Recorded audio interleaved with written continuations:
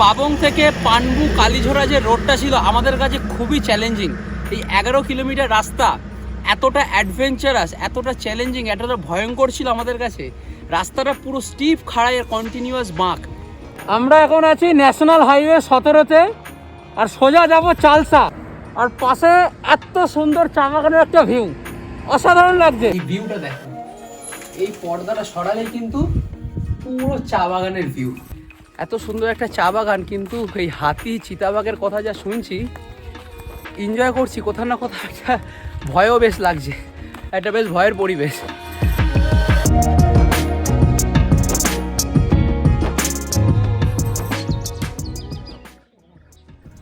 Good morning, আমি অনির্বাণ। আজ 16ই March 2024। আজ নর্থ বেঙ্গল ট্রিপের আমাদের ডে 6।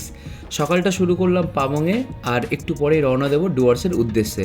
ডিস্টেন্স ওই 84-85 কিলোমিটার মতো। এই পাবংয়ের এই শান্ত সুন্দর পরিবেশ ছেড়ে আমার যেতে ইচ্ছা করছিল না।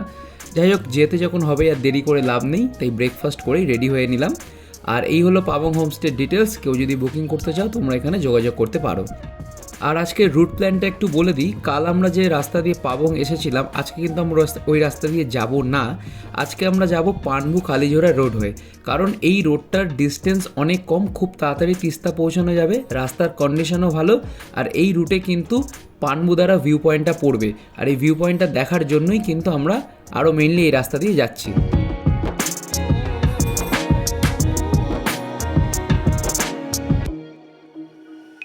এখন আমরা আছি পানবুদারা ভিউ পয়েন্টে।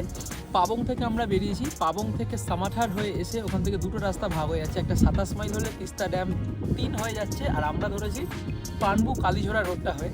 এখান থেকে কালীঝোড়া মাত্র 10 কিলোমিটার।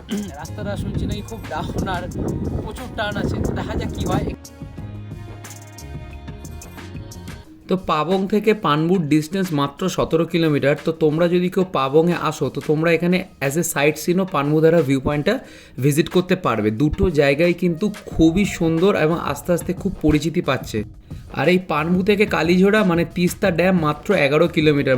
আর পানবুর উচ্চতা অ্যাপ্রক্সিমেটলি 5000 ফুট, আর কালীঝোড়ার উচ্চতা ওই সি লেভেল থেকে 1000 ফুট মতো। আর ডিস্টেন্স 10 কিলোমিটার, মানে এই 10 কিলোমিটারের মধ্যে আমাদের 4000 ফুট উচ্চতা নামতে হবে। মানে বুঝতেই পারছো রাস্তাটা কীরকম খাড়া হতে চলেছে। আর সত্যি কালীঝোড়ার যত কাছে এগাচ্ছি রাস্তাটা এত স্টিপ খাড়া হচ্ছে, ভিডিওতে হয়তো বোঝা যাচ্ছে না।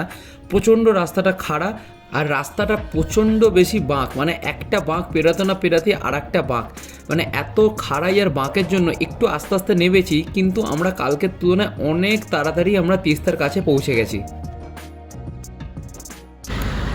আমরা কিন্তু কালীঝোড়া ড্যাম ক্রস করে আবার ন্যাশনাল হাইওয়ে 10-এ চলে এসেছি। এই পাবং থেকে পানবু কালীঝোড়া যে রোডটা ছিল আমাদের কাছে খুবই চ্যালেঞ্জিং। এই 11 কিলোমিটার রাস্তা এতটা অ্যাডভেঞ্চারাস, এতটা চ্যালেঞ্জিং, এতটা ভয়ঙ্কর ছিল আমাদের কাছে। রাস্তাটা পুরো স্টিপ খাড়াই, কন্টিনিউয়াস বাঁক। আমাদের এই নর্মাল 125 সিসি বাইকে এই রাস্তাটা পার করা কিন্তু আমাদের কাছে খুব চ্যালেঞ্জিং ছিল। এখান থেকে আমাদের ডেস্টিনেশন আর 54 কিলোমিটার, আমাদের রিসর্ট বেদিক গরুমারা। আমরা এখন NH 10 ধরে করোনেশন ব্রিজ অবধি যাব। তারপর করোনেশন ব্রিজ ক্রস করে আমরা NH 17 ধরে আপ টু চালসা অবধি যাব। ওই যে এসে গেছে সামনেই করোনেশন ব্রিজ। আর এইরকম একটা আইকনিক ব্রিজের ওপর থেকে নিজে বাইক চালিয়ে যাওয়া আমার কাছে এক দারুণ অভিজ্ঞতা। আর ব্রিজ ক্রস করে আমরা এখন আছি ন্যাশনাল হাইওয়ে 17-তে। এই রাস্তাটাই সোজা যাচ্ছে গুয়াহাটি। আমরা চালসা অবধি এই NH 17 ধরেই এগাবো। তারপর চালসা থেকে আমরা ডান দিক যাব লাটাগুড়ি বা গরুমারার দিকে। রাস্তার কন্ডিশন কিন্তু দুর্দান্ত। আর আমরা যতই ডুয়ার্সের দিকে এগাচ্ছি, রাস্তার দুধারে আস্তে আস্তে চা বাগানে দেখা পাচ্ছি। তো এইরকম একটা রাস্তায় রাইড করার মজাই কিন্তু আলাদা।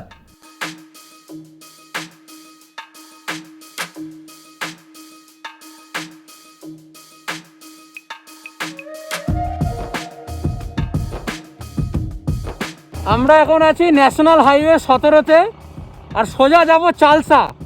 চালসা থেকে আমরা ডান দিক নেব, নিয়ে আমাদের রিসর্ট গরুমারা জঙ্গলে ঢুকবো, দ্য বেদিক রিসর্টে।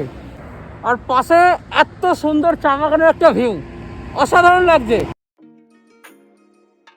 আর এই ন্যাশনাল হাইওয়ে 17-র কন্ডিশনটা তো তোমরা দেখতেই পাচ্ছ, পুরো মাখনের মতো রাস্তা, গাড়ি চালিয়েও সেই মজা। আর এতদিন পাহাড়ে চালিয়ে সেরকমভাবে গাড়ি টানার সুযোগ পাইনি। আজকে কিন্তু 70-75 স্পিডে কমফোর্টেবলি ক্রুজ করে তাড়াতাড়ি পৌঁছে যাব আমাদের গন্তব্যে। আর একটা কথা না বললেই নয়, আমার এই বাহন মানে আমাদের SP125 বাইক এখনও অবধি যা পারফরমেন্স দিচ্ছে তাতে আমি হাইলি স্যাটিসফাইড। বিশেষ করে মাইলেজটা নিয়ে কোনো কথা হবে না। আমি এই ট্রিপটা পুরো কমপ্লিট হলে কত কিলোমিটার গাড়ি চলেছে আর কত লিটার তেল ভরেছি আমি তার একটা হিসাব তো দেবই, কিন্তু এখনও অবধি আমি মোট 2262 টাকার তেল ভরেছি। লাস্ট তেল ভরেছি ওই দার্জিলিং যাওয়ার দিন শুকনাতে। এখনও অবধি যা তেল আছে পুরো ডুয়ার্সটা হয়তো ঘুরে ফেলতে পারবো। আর আমার আর একটা ভয় ছিল যে পাহাড়ে গাড়িটা কেমন উঠবে, মানে কতটা উঠতে পারবে, কিন্তু সেই পরীক্ষাতেও কিন্তু আমাদের বাহন খুব ভালোভাবে পাস করে গেছে। আর বলতে বলতে আমরা কিন্তু চালসা ক্রস করে ডান দিক নিয়ে এখন লাটাগুড়ির দিকে এগাচ্ছি। বাতাবাড়ি বলে একটা জায়গা আছে, ওখান থেকে আমরা বাঁ দিক নিলাম এবং এই বাতাবাড়ি থেকে 2-2.5 কিলোমিটার গ্রামের পথ ধরলেই কিন্তু আমাদের রিসর্ট দ্য ভেদিক গরুমারা পড়বে।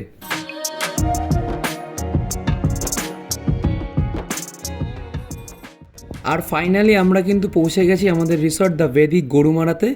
রিসর্টটা বাইরে থেকে এইরকম। এবার চলো রুমগুলো দেখাই। বেশ বড়, স্পেসিয়াস, পরিষ্কার পরিচ্ছন্ন রুম।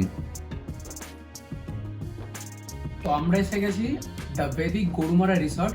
আমাদের আগামী দুদিনের ঠিকানা চালসা মোড় থেকে বাতাবাড়ি মোড় থেকে বাদিকে 2.5-3 কিলোমিটার এলেই কিন্তু এই সুন্দর রিসর্টটা। আর এই রিসর্টের সব থেকে ভালো জিনিস দুটো লেগেছে। এক, এখানে সুইমিং পুল আছে, আর দুই, এই ভিউটা দেখুন। এই পর্দাটা সরালেই কিন্তু পুরো চা বাগানের ভিউ।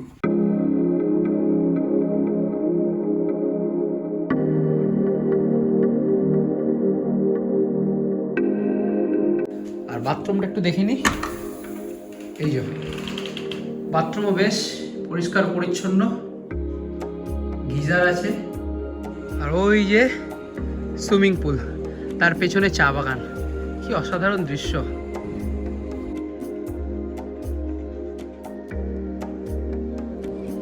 তো আমরা এখন আছি দ্য ভেদিক গরুমারা রিসর্টে। রিসর্টটা কিন্তু সত্যি খুব সুন্দর, শান্ত নিরিবিলি পরিবেশ, চারিদিকে চা বাগান দিয়ে ঘেরা। চা বাগানের ভিউ পাওয়া যাচ্ছে, আমাদের রুম থেকেও চা বাগানের ভিউ পাওয়া যাচ্ছে। আর রুমগুলো নিট অ্যান্ড ক্লিন, পরিষ্কার। আর এখানে কিন্তু সুইমিং পুলও আছে।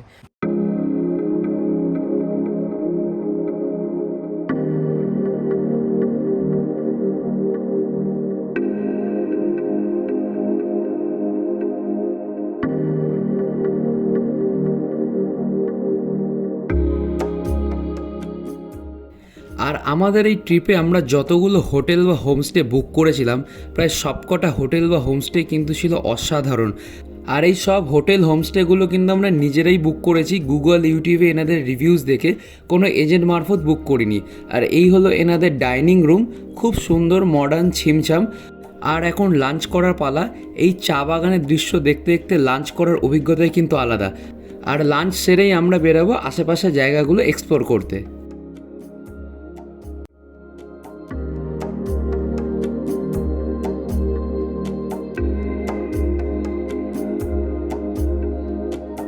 এই যে ভেদিক রিসর্টের ম্যানেজার বাবু, দীপক বাবু, উনি বলছে এই যে রাস্তায় দাঁড়িয়ে আছে এখানে দুদিন আগে নাকি হাতি, জঙ্গলি হাতি পাস করেছে, ভোরবেলারই গেছে। তো এখানে হাতি, চিতাবাঘ কোনো ব্যাপার না, যখন তখন আসতে পারে।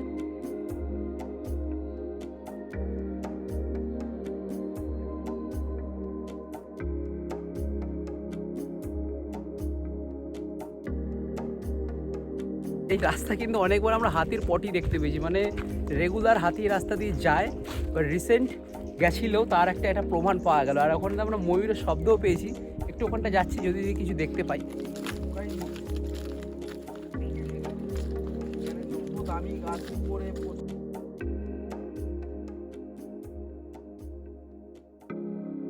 কিন্তু অনেকটা কিন্তু আমরা হাঁটতে হাঁটতে চলে এসেছি দীপকবাবুর সাথে। একা হলে আসতে পারতাম না, উনি নিয়ে আসছেন আমাদের। আমরা খুব সুন্দরভাবে বলে বলে ঘোরাচ্ছে। এত সুন্দর একটা চা বাগান, কিন্তু এই হাতি, চিতাবাঘের কথা যা শুনছি, এনজয় করছি কোথাও না কোথাও, একটা ভয়ও বেশ লাগছে, একটা বেশ ভয়ের পরিবেশ। ঠিক এই জায়গাটা থেকে একটু আগে আমরা ময়ূরের আওয়াজ পেয়েছিলাম, তো এই জায়গাটা এলাম, যদি কিছু দেখা পাই।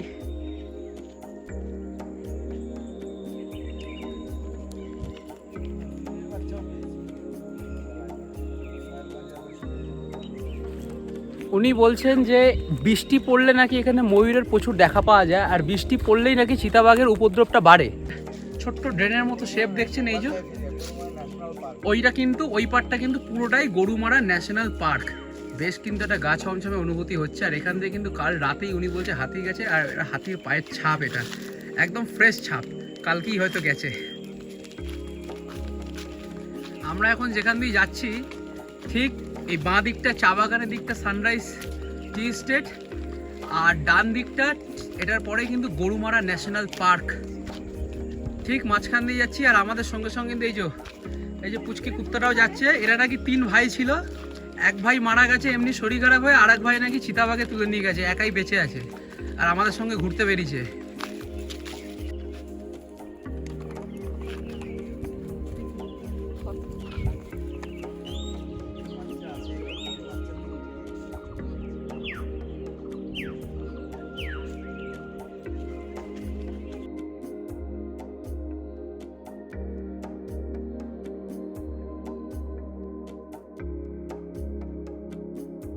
যেই হাতিগুলো এখন এলিফ্যান্ট সাফারিতে গেছে, সেই হাতিগুলো একটু পরে এখানে আসবে। মোটামুটি 10টা মতো হাতি আছে, একসঙ্গে দেখতে পাবো। তো খুব এক্সাইটেড হাতিগুলো দেখার। এমনি তো হাতি দেখতে পেলাম না কোথাও জঙ্গলে, এই হাতিগুলোই দেখি। আর উনি এত সুন্দরভাবে জায়গাটা সম্বন্ধে ইনফরমেশান দিয়ে আমাদের ঘোরালেন। খাওয়া দাওয়ার পরে উনি নিজেই বললেন আজকে রিসর্টে আমরা একা, আর কোনো গেস্ট নেই, যারা ছিল বেরিয়ে গেছে। তো উনি বললো চলো তোমাদের ঘুরিয়ে দেখাই। এত সুন্দর উনি ঘুরিয়ে দেখালেন, এত ইনফরমেশান দিলেন, সত্যি খুব ভালো মানুষ উনি, আর খুব ভালোভাবে উনি দেখালেন। এখন এসেছি আমরা এই গরুমারা জুট ইন্ডাস্ট্রিতে কিছু জুটের হ্যান্ডিক্রাফটের কাজ দেখবো বলে। তো দেখি তারপরে হাতিগুলো এসে গেলে আমরা হাতিগুলোও দেখবো।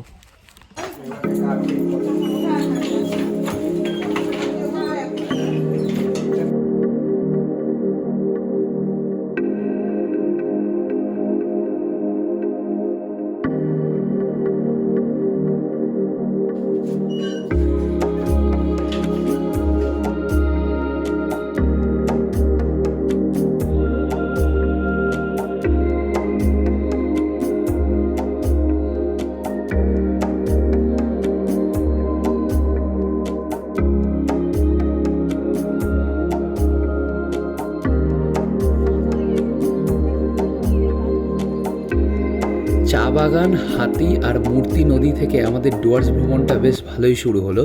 তবে আজ এই পর্যন্তই। কাল আমরা ঘুরে দেখব ডুয়ার্সের আরও কিছু পপুলার ডেস্টিনেশন। আজ তাহলে আসি, টাটা, দেখা হচ্ছে কালকের ভিডিওতে। আমরা এখন আছি মেটেলি সামসিং রোডে, আর রাস্তার দুধারে পুরো চা বাগান। আমি আমার জীবনে এত সুন্দর রাস্তা দিয়ে আমি কখনো বাইক চালাইনি এর আগে। অসাধারণ লাগছে রাস্তাটা, অসাধারণ। দুদিকে পুরো চা বাগান, মাঝখান দিয়ে পিচের রাস্তা, আর এরকম একটা রাস্তায়, ফাঁকা নির্জন রাস্তায় রাইড করার মজা, যারা গাড়ি চালাতে বা রাইড করতে ভালোবাসে তারাই আমার ফিলিংসটা বুঝতে পারবে। অসাধারণ লাগছে। এত সুন্দর রাস্তায় আমি কোনোদিন গাড়ি চালাইনি আমার মনে হয় জীবনে, হয়তো ভবিষ্যতে চালাবো, বাট এখনো অবধি এত সুন্দর রাস্তায় আমি কোনোদিনও গাড়ি চালাইনি।